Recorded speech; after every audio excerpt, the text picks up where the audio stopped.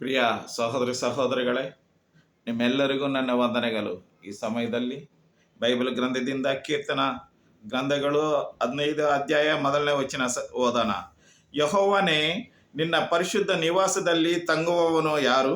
ನಿನ್ನ ಪರಿಶುದ್ಧ ಪರ್ವತದಲ್ಲಿ ವಾಸ ಮಾಡುವವನು ಯಾರು? ಯಥಾರ್ಥವಾಗಿ ನಡೆದು ನೀತಿಯನ್ನು ನಡೆಸಿ ತನ್ನ ಹೃದಯದಿಂದ ಸತ್ಯವನ್ನಾಡುವವನೇ.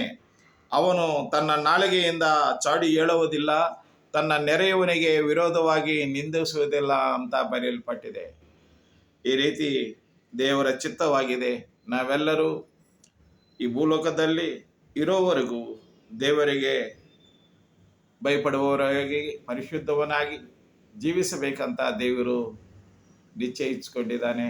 ಅದರಿಂದ ನಾವೆಲ್ಲರೂ ಈ ಲೋಕದಲ್ಲಿ ದೇವರ ವಾಕ್ಯಕ್ಕೆ ನಾವು ವಿಧೇಯರಾಗೋಣ. ಆಮೆನ್.